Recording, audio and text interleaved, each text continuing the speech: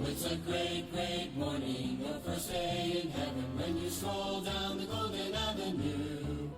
There are mansions left and right, and you thrill to every side, and the saints are always smiling, saying, how do you do? Oh, it's a Amen. Good morning po sa ating lahat.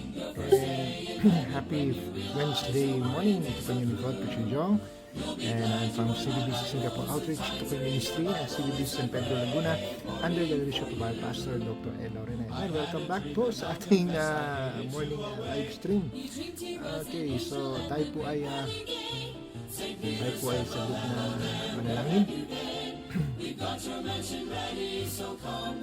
Let's bow our heads in prayer. Father in heaven, Lord, we bless you. And Lord, thank you for the good night rest that you've given us. Thank you for blessing us, Lord God, with this brand new day, with this brand new strength, brand new grace that you've given us. We pray, Lord God, that you would help us spend the rest of the day in your presence, Lord God, in your will. And I pray, Lord God, that you would bless your people, especially your children, Lord God, that will be joining this live stream. Lord, may you bless their hearts as they desire, Lord God, to hear from your word. And I pray, Lord God, that the message this morning will be a blessing and a help unto your children. Only use your servant, Lord God. I ask for your blessing. I need your help. I need your wisdom. Lord, fill me, O Lord God, fill me with your word. And I pray, O Lord God, that your name alone will be glorified and magnified this morning. Lord, forgive us of our sins and cleanse us, O Lord God, from our unrighteousness. Make us worthy of the blessings you will give us. And all of these things we ask, in Jesus' name we pray. Amen.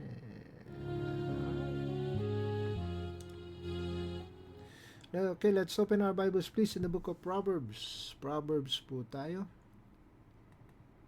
Chapter 6. Proverbs chapter 6.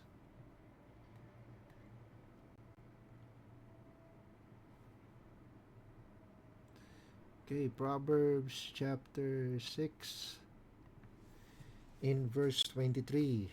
Proverbs chapter 6 in verse 23 yung ating text. Okay, let's read together. Sabi dito, for the commandment is a lamp and the law is light and the reproofs of instruction are the way of life. The reproofs of instruction are the way of life. So I'd like to speak about the subject this morning, walking in the way of life. Walking in the way of life. Alright? Tayo po muna manalangin. Father in heaven, Lord, we bless you. And Lord, as we come to this time of study, we ask for your blessing. We ask for your help. And Lord, once again, I need your blessing. I need your anointing, O Lord God, for this morning, that your name alone will be honored and glorified. In Jesus' name we pray. Amen. Walking in the way of life. Now, sabi dito sa Ephesians chapter 5, let's just go directly to isang verse, Ephesians chapter 5, very familiar one. Ephesians chapter 5 in verse 15. Now, sabi po dito, sa 5 verse 15, see then that you walk circumspectly, not as fools, but as wise. Amen. Meaning, when you say the word circumspectly, it means you need to walk with care, with concern. Okay? So sa buhay natin, we cannot afford to walk in the wrong direction. We have to pay attention. We have to watch over where we are walking. Amen. Why? Kasi maaari tayong madaya. Especially when we are being controlled with our emotions. Sabi nga ng Proverbs chapter 14, there's a way, Proverbs 14, sige, buksan natin mga Bibles. Proverbs chapter 14 in verse 12, a very familiar warning unto us. Sabi dito ng Bible, Proverbs 14 in verse 12, there is a way which seemeth right unto a man, but the end thereof are the ways of death. Maaari tayong malinlang ng ating sariling perception, ng ating sariling emotion, and to make us think that we are walking in the right way, pero yun pala, we are already walking in the wrong way, di ba? It only seemeth right, mukha lang siyang tama, If you look at it in when you look at it at first, akala mo you are walking securely, but but then again, because it only seems right, ang patutunguhan pala nito ay kapahamakan, and we cannot, like I said, we cannot afford to be walking in such a way. Amen. Maraming mga instance sa buhay natin na minsan nadadala tayo ng emotion, nadadala tayo ng excitement, because it seemed fun, it seemed good, kumbaga it seems na para bang blessing, minsan nakakaano tayo when we look at it without the lens of the word of God, ay maari tayong mapunta sa wrong way, so dapat nating we have to pay attention.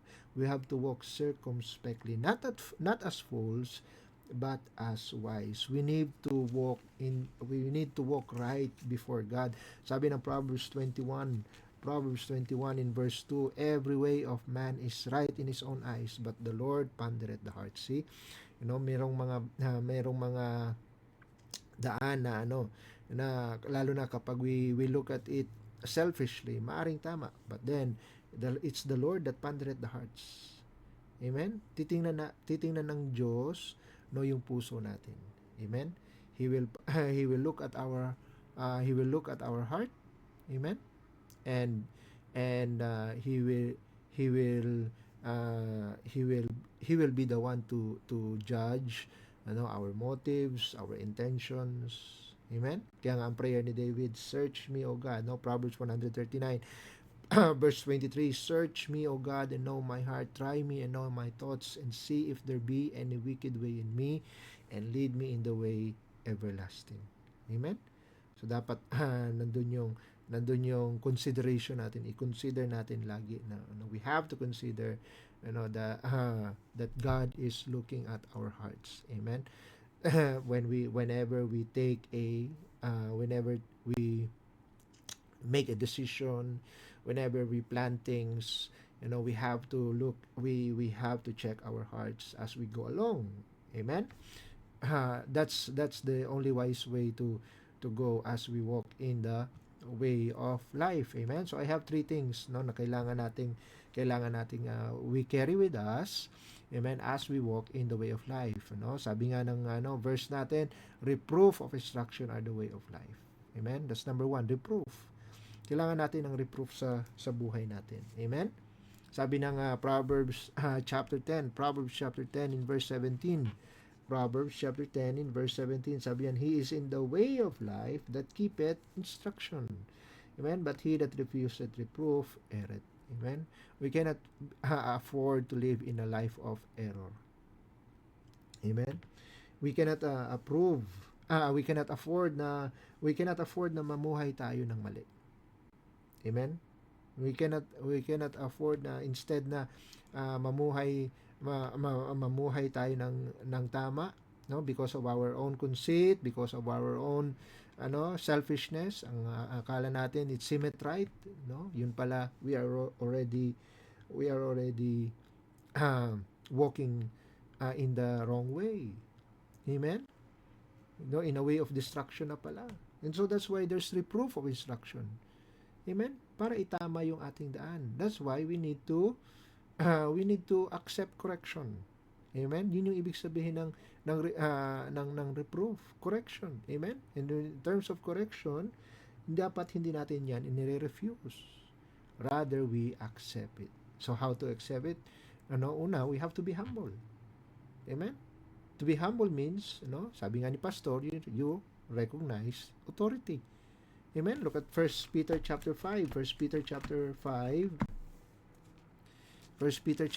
in verse 5.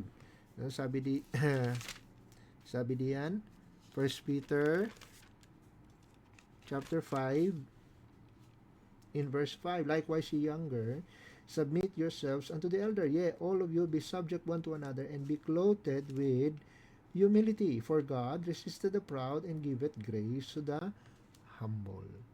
Amen? Lagi nating tandaan, we cannot afford na i-resist natin ang authority na binigay ng Panginoon. Maraming authority ang binigay ng Panginoon sa atin. Amen, sa buhay natin. And we have to recognize those God-given authorities in our life. Amen? And be humble towards it. Amen? Let's be humble toward them. Amen? Hindi yung, sabi nga dito sa Romans chapter 13 and verse 1, let every soul be subject unto the higher powers, for there is no power but of God. The powers that be are ordained of God. Verse 2, whosoever therefore resisted the power, resisted the ordinance of God, and they that resist shall receive themselves damnation. Amen? May mga authorities na binibigay ang Panginoon sa atin. Amen? And we have to humble ourselves. Amen? Why? Because they are the one giving us reproofs. They are the ones giving us instructions. Amen? Sabi ng Ephesians chapter 5. Ephesians chapter 5 in verse 21. Ephesians 5 in verse 21. Sabi dito, submitting yourselves one to another, what? In the fear of God. In the fear of God. Lagi nating iisipin, God is the highest authority. Amen? And so therefore, anumang authority under Him, na nagsasabi sa atin na, we go against, the ordinance, we go against the will and the ordinances of God or the instructions of God, yung mga commandments of God, we still have to consider, amen, that God is the highest authority. Amen? So let's all be subject towards God. Kaya nga, this is not kumbaga being humble to the authorities. It doesn't mean na hayaan mo na lang na ikaw ay patuloy na ginagawa ng mali. Di ba? We have to consider it's God first. God is the first authority So, like for example, sabi ng authority na gumawa ka ng kalokohan. Of course, we do not obey. Although they are authorities, amen, they are higher than us, then we don't oblige. Why? Because our highest authority is God. Amen? Be humble. Submit ourselves one to another in the fear of God. Hebrews 13 in verse 17. Hebrews 13 in verse 17. Sabi po dito, obey them that have the rule over you and submit yourselves, for they watch for your souls, and they must give account that they may do it with joy and not with grief, for that is unprofitable for you. Amen? So in terms naman sa church, merong inilagay ang Panginoon na authority sa atin, and we have to obey them. Amen? And submit ourselves. Why? Because, sabi ng Bible, they watch for our souls. Amen? Why? Because they are accountable to us. Amen? Merong inilagay ang Panginoon ng mga leaders na atin na nasa church, like for example, our pastor, our preachers, our leaders, our Sunday school teachers. Diba? Inilagay sila dyan as our authority. No, why? Because they watch over our souls. Amen? They will give account. Amen? We have to obey them, not resist them, so that they may do it with joy and not with grief. Amen? Why? Kasi kung gagawin nila yon with not out of joy, then that will not be profitable for us. Amen? Hindi tayo makikinabang. Amen? So kailangan let's be humble. Amen? Number 2, be teachable. Amen? Not only humble but also teachable. Teachable means we are increasing in learning. Amen? Sabi nga ng Proverbs chapter 1. Every time that we submit, every time that we accept reproof, there's a lesson, amen, to be learned. Amen? And that's why we have to receive those lessons with joy. Amen? Why? Because it's a learning opportunity. Sabi ng Proverbs 1 verse 5, a wise man will hear and will increase learning, and a man of understanding shall attain unto wise counsel. Amen? A man of understanding shall attain. Amen? Meron tayong ma-attain, meron tayong matatamo, meron tayong masusumpungan na wisdom. Amen? When we are when we attain when we listen to wise counsels. Amen? Proverbs chapter 9 in verse 9, sabi dito, give instruction to a wise man and he will be yet wiser. Amen? You consider yourself wise, you receive instruction, and what will happen to you? You will become wiser. Amen? If you reject it, then you miss the opportunity to become wiser. Amen. Teach a just man, and he will what increase in learning. So every time that there's reproof, every time there's correction, every time there's instruction, it's a teaching opportunity. It's a learning opportunity. Amen. And we have to grab that. We have to grab those opportunity to learn. Why? Because it will increase our it will help us increase in wisdom, no, not just in knowledge but in wisdom. Ma-apply natin ng tama, no, and we will continue to walk in the way of life na sinasadya ng Panginoon na ating tahakin. Proverbs 12 verse 1, whoso loveth instruction loveth knowledge, but he that hateth reproof is brutish. Amen. The word brutish there is in the modern language natin means stupid.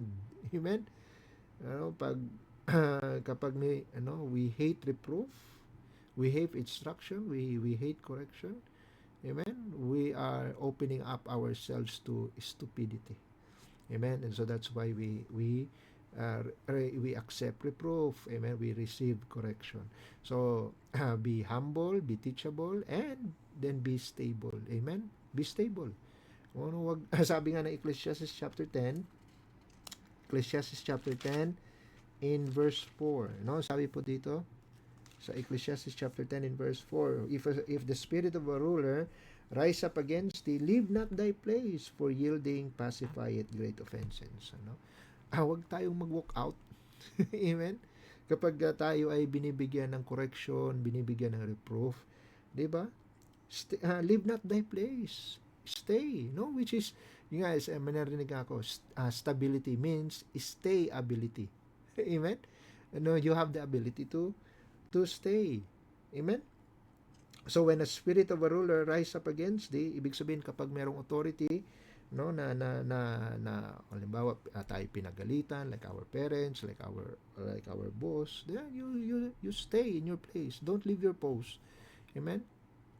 But hindi ibig sabihin na again, kagaya ng sinabi ko kanina, subject yourselves one to another in the fear of the Lord. Amen. God is still the highest authority. Kung yung authority naman is participating in an evil work or an abusive work, di ba? Then of course you will not stay in you should not participate in any injustices that is going on, di ba? Kapag merong injustice, then if you are being treated inhumanely or abusively, then hindi naman ibig sabihin na live not thy place is never live. Di ba? And you have to kumbaga ang alam mo, you are in as long as you alam mo na you are in the will of God, in the way of God, and what is being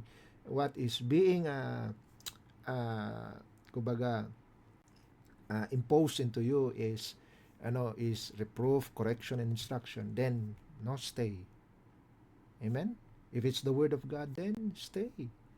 Amen. Leave not thy place. Amen. So number one, to continue walking in the way of life, number one, you need reproof. Number two, righteousness. Amen. Aside from reproof, there's also righteousness. Sabi ng Proverbs chapter 12 in verse 28, sabi dito, in the way of righteousness is life, and in the pathway thereof there is no death. See, in the way of righteousness is life. Amen. So kapag sumunod tayo sa way of righteousness, we are walking in the way of life. And in sa way of life na yun, there is no death. Walang kapamakan, walang destruction. Amen. And so we have to maintain, amen, we have to maintain the right way. Continue walking in the way of righteousness. So that's why, in order for us to do that, una, you don't allow diversion. Amen. You don't allow na ikaw ay malihis ng landas. Proverbs chapter 4 in verse 25. Sabi dito? Let thine eyes look right on, and let thine eyelids look straight before thee. Ponder the path of thy feet, and let all thy ways be established. Amen. Turn not to the right hand nor to the left. Remove thy foot from evil. Amen. No, sabi, look, let thine eyes look right on. Amen? Dapat tama yung focus natin. Ano, kaya nga nakita niyo yung ano, napansin niyo yung kabayo, 'di ba, sa mga kalesa natin sa Manila. Ano, meron silang ano pang tawag nito pangharang ng kanilang ano mata. No, so that yung kasi yung vision nila pag ganun 'di ba? So ang gustong mangyari ng nag ano nung tsuper nung nagmamaneho, 'di ba, ng kalesa ay kumbaga focus lang sila sa daan. Huwag nilang isipin kung ano yung nasa gili, nasa kaliwa, nasa kanan. Naka-focus lang sila sa daan. And that's what ano para hindi ma-divert yung attention nila. Naka-focus lang sila kanilang dinadaanan. Amen? So that's why ganun din sa atin. Amen. Turn not to the right hand nor to the left. Focus, no? Tamang focus. Don't allow yourselves to be diverted by other things that are in the world. Love not the world, neither the things that are in the world. If any man love the world, the love of the Father is not in him. Amen. You know, and anything that is in the world, like the lust of the eyes, the lust of the flesh, and the pride of life. No, these are of the world. They are not of God. Amen. Kaya wag nating i-allow na ma-divert tayo ng mga bagay na makasanlibutan. Set your affections on things above, not on things on the earth. Amen. So don't allow diversion. Pangalawa, don't allow deception. Amen. Huwag mong hayaan na lalo na ngayon in this day and age, social media is very prevalent. Na kumbaga para bang part of life na natin ang internet, ang social media. But then again, hindi lahat ng mga bagay na nasa internet ay maasahan natin. Amen. So, meron tayong word of God. Amen. Let's allow ourselves to be always guided by this book. Amen. By the word of God. Don't allow deception. Ano sabi ng Proverbs chapter 5? Proverbs chapter 5 in verse 6. Amen. Proverbs chapter 5 verse 6 sabi niya, lest thou shouldest ponder the path of life, her ways are movable, thou canst not know them. Amen. Her ways, no, yung strange woman. Amen. Yung wrong, no, the wrong decisions in life. Amen. Minsan kaya tayo gumagawa ng wrong decisions of life is because we are being deceived. Amen. By the by the temptations. Amen. So don't allow yourselves to be deceived. Amen. Don't allow deception. Huwag niyo hayaan na meron kang fina-follow, especially medyo naging malapit na yung puso mo, even as for me. Amen. You have to you have to rely on the book, not on the person. Amen. You have to rely on the book. Amen. Say when there comes a time na yung mga fina-follow ninyo ay bigla na lang lumilihis ng doktrina. Hello, at wala na sa Bible ang tinuturo, or kumbaga nagkakaroon ng private interpretation. You have to look out. You have to be on the lookout. Hindi ibig sabihin na baptist yan ay tamang baptist yan. Amen. Yung iba ay baptist. Amen. Yung iba nga hindi porke may Bible, hindi porke puti. Amen. Hindi porke labas ng Pilipinas ay sila na yung kumbaga sila yung tama, sila yung authority. Amen. You have to be watchful. Amen. Sabi ng James chapter 1, kaya nga always saturate yourself with the Bible, not with with social media. Amen. Kasi any moment, baka mamaya niyan ay ikaw ay nalilinlang na. Amen. Always read your Bible. Amen. And ask questions. Amen. Don't go into private interpretation. Ask your pastor. Ask your leader. Amen. Ask your Sunday school teacher. Amen. Para may ginayong merong kang in the multitude of counselors, there is safety. Amen. Huwag mong hayaan na you just wrestle with the scripture by yourself. Amen. You consult with the authorities na in the church na binigay sa ng Panginoon. Sabi ng James chapter 1 verse 14, but every man is tempted when he's drawn away of his own lust and is what? Enticed. No, wag tayong ma-entice no ng mga falsehood, ng mga temptation. Amen. So, let's keep in the way of righteousness. Don't allow diversion, don't allow deception, and don't allow distraction. Amen. Don't allow distraction, no? Kapag ponder the path of thy feet. Amen. Keep a straight path. Amen. Lagi mong isipin lagi yung dinadaanan mo. Look at Proverbs 16 in verse 18. Proverbs 16 Proverbs 16 in verse 16 in verse 18. Ang sabi dito, pride goeth before destruction, and a haughty spirit before a fall. We cannot afford, amen, na we entertain pride in our life and invite instruction, no, at the end of the road. Hello. Marami sa atin, ina-underestimate natin ang pride. We play along with pride, not realizing that the ultimate goal of pride is to destroy us. Self-destruction. Amen? At yun yung dapat na maging mindful tayo before we entertain pride in our hearts. Sipin mo lagi. Maaring self-gratifying, yung pride, ini-entertain mo yung ego. Hello. Pero hindi natin namamalayan, it's already leading us into destruction. Be careful, be aware, be sober, be vigilant, for your adversary the devil is like a roaring lion, walketh about seeking whom he may devour. Amen. Huwag mong hayaan na ikaw ay ma-devour, huwag mong hayaan na ikaw ay ma-destroyed ng iyong kalaban, especially ng pride. Amen. Look at Psalm 31 verse 18.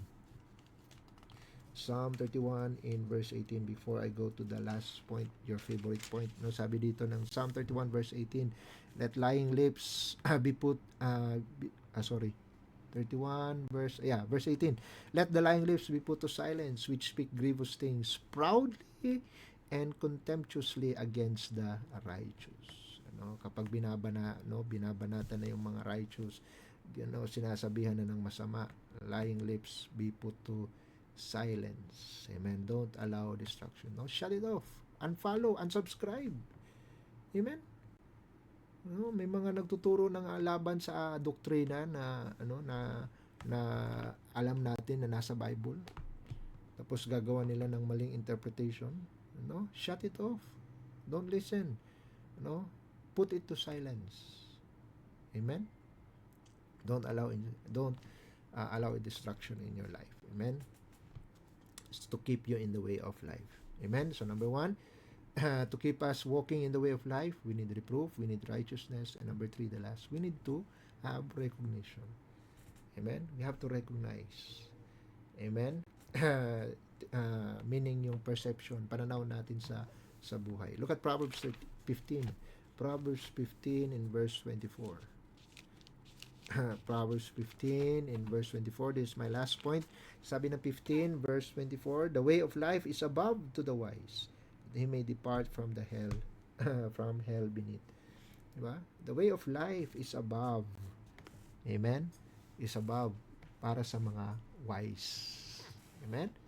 So that's why we have to know the way. The way that is godly, the way that is heavenly. Amen? Na yung way na biblical, amen, the way that is wise, merong wisdom. So in order for us to do that, una, we have to know our priorities. Amen. Seek ye first, sabi ng Matthew 6 verse 33, seek ye first the kingdom of God and His righteousness, and all these things shall be added unto you. Amen. Kailangan alam natin yung priority natin. Amen. Anong priority? Ang kingdom ng Panginoon. Anong priority natin? His righteousness. Amen? Wag yung right lang para sa atin. Hindi, dapat right para sa Diyos. Amen? Kasi siya yung ultimate authority natin. Amen? Dapat siya ang ating sinusunod. Siya yung ating pinaprioritize. His kingdom, no? Yung kanyang paghahari. Ano? Hindi lang ito kaharian, kundi yung kanyang, di ba? Yung kanyang paghari sa buhay natin. Amen? Know your priority. Alamin natin kung anong inuutos ng Diyos at kung yung mga plano natin sa buhay ay labag sa kautusan ng Panginoon. And dapat tayo ay laging pumanig, we take side God's will, not our will. Let His will be done and not ours. Amen? We have to know our priority. Then pangalawa, we have to know our pursuit. No? You recognize your priority, you recognize your pursuit, yung mga goals. Amen? Ano bang hinahabol mo sa buhay na buhay na ito? Proverbs 16 and verse 17, the highway of the upright is to depart from evil. He that keepeth his way preserveth his soul. Amen? You keep your way, you keep your soul. Amen? Pag iniingatan mo yung daan, iniingatan mo yung kaluluwa, yung spiritual life mo. Amen? You cannot afford tawag dyan, mawala yung spiritual life mo. I'm talking about that relationship with God. Although hindi yan mawawala, but like the prodigal son, di ba? Anak pa rin siya, pero nasa malayong lugar. He is afar off. Amen? Know your pursuit. Tingnan mo yung prodigal son, mali yung kanyang pursuit. Amen? Hiningi niya yung inheritance so that he can spend it into riotous living. Di ba? So, humihingi tayo ng blessing sa Diyos only to spend it in to spend that blessing in ways na hindi makakaluwalhati sa Panginoon at hindi makakalugod sa Panginoon. We are just like the prodigal son. Amen? We have to know our pursuit. Anong habol natin sa buhay na ito? What are our goals? Sabi na Isaiah 35 in verse 8. Isaiah 35 in verse 8, sabi dito, and an highway shall be there, and a way, and it shall be called the way of holiness. The unclean shall not pass over it, but it shall be for those, the wayfaring men, though fools, shall not err therein. Amen? Yung way of holiness. Although tayo ay mangmang, we have this sinful nature, but if we walk in that way, amen, even though we are fools, we will not fall into error. We will not err therein. Saan? Sa way of holiness. That's why we have to recognize ano bang pinupurso natin is already ang pinupurso ba natin is already forwardness, or is it in the way of holiness? Amen? So, know your priority, know your pursuit, and know your price. Ano bang Ano bang habol mong reward? Amen? Ano ba yung... Kasi where your treasure is, there will your heart be also. Di ba? Yun yung principle. Kung ano yung tinitreasure mo, ano yung binavalue mo sa buhay mo, yun yung magiging desire ng puso mo.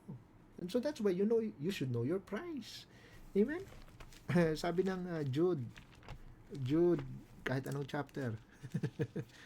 Jude, look at verse 21. Jude verse 21. Sabi dito, keep yourselves in the love of God, looking for the mercy of our Lord Jesus Christ unto eternal life. Now let's jump to verse 24. Now unto him that is able to keep you from falling and to present you faultless before the presence of his glory with exceeding joy. Amen? Isipin mo yan, ipipresent tayo ng Panginoon. We should be looking forward. Nasabihan tayo na we should be looking forward, maging faithful tayo sa Panginoon. Wag sa mga desires natin, wag sa mga worldly pursuits natin. Dapat ang natin, ang price natin is yung well done, thou good and faithful servant. Amen? Yung recognition ng Panginoon. Amen? Yun yung natin, habol natin. Yung crowns na iabot sa atin mismo mula sa kamay ng Diyos. That should be our prize. The crown of righteousness, the crown of rejoicing, the crown of glory. Amen? The incorruptible crown. Amen? Yun yung dapat habol natin. The crown of life. Yun yung, yun yung dapat pursuit natin, yun yung dapat prize natin. That should be the goal. Amen? Hindi yung self-destruction na gawa ng pride, hindi yung deception, hindi yung diversion. Amen? We have to recognize your priority, recognize your pursuit, recognize your prize. And so, meron ka nang na-recognize mo na yung mga, yung kung ano yung value mo. No? Na yung value mo is above kung ano mang i-offer ng sanlibutan. Amen? No, the devil is very, the devil is very subtle to trick us into believing that our value is only what material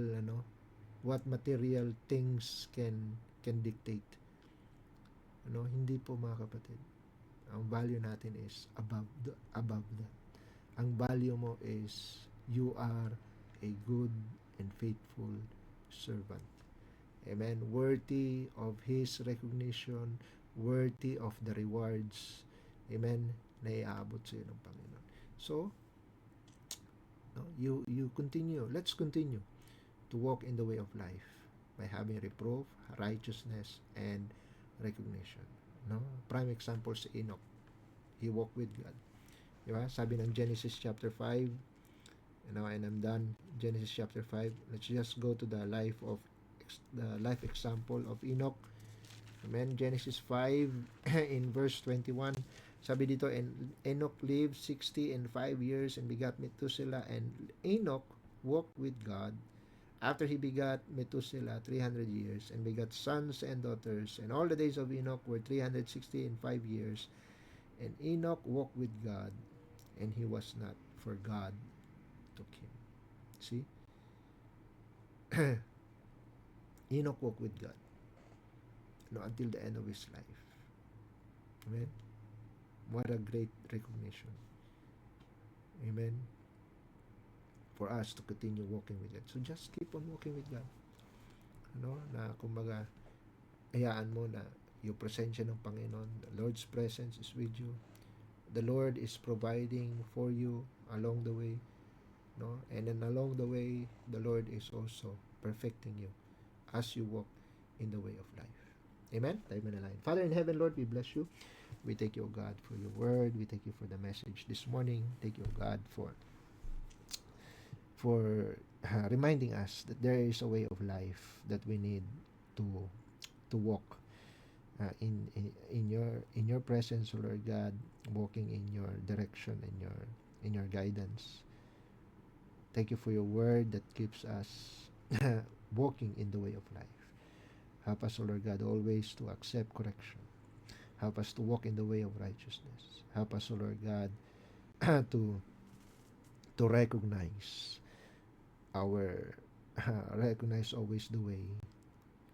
To help us, O Lord God, have to maintain the right perception. Thank you, Lord God, for wisdom. Thank you for instruction. Thank you for your word. We give you back the glory. In Jesus' name we pray. Amen and amen. Alright, I hope naging blessing po ang message ngayong umaga.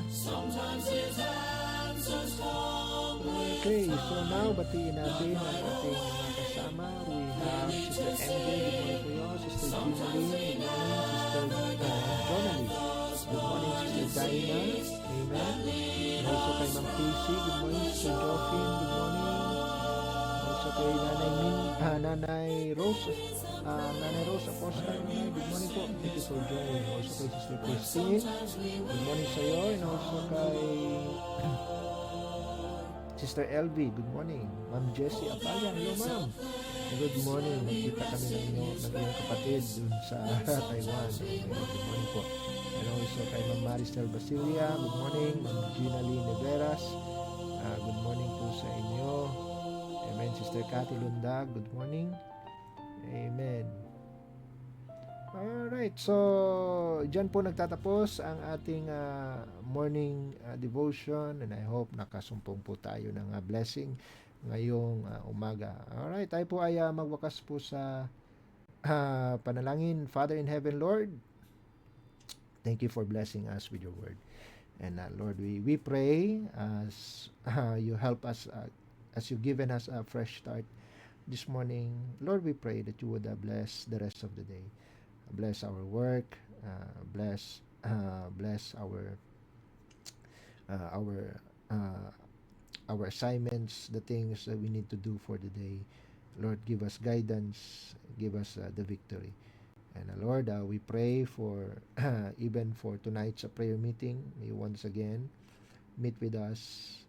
And Lord, gather your people, especially those that are willing and longing to hear from your word. And I pray, Lord God, that you would bless those that will be joining. May you fill their hearts, oh Lord God, with that fulfillment, hearing about your word and knowing what is your will for us. Send revival for tonight's prayer meeting, and bless your people, and bless our loved ones, Lord God. We ask for your protection and provision for them.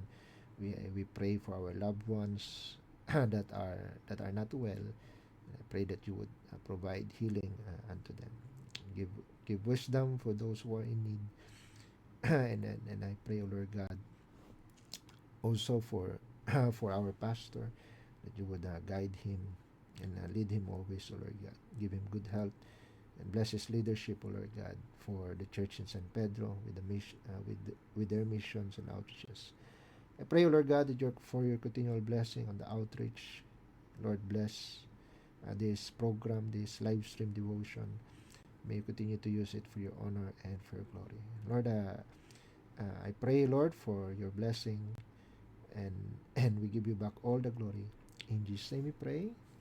Amen and amen. Alright, I hope naging blessing po sa inyo ang morning devotion pa natin. So members, magkita-kita po tayo mamaya for our prayer meeting. Doon po tayo sa Mission House. Kita-kita po tayo sa Aljunid mamayang gabi. Alright, 8:30 po. So, yung ating simula. Okay, so be there if you're free. Amen? So, dyan po nagkaroon po sa ating programa. Kita-kita po tayo sa Friday. Sa mga bago ay mga ito. Friday po tayo. Event sumpungan. Alright, let's go. I stood separated from the king with nothing in my hand. The bridge that led up to his throne had been broken by my sin. Before I'd even asked, his mercy was extended. Because of Calvary's sacrifice, the broken bridge was mended.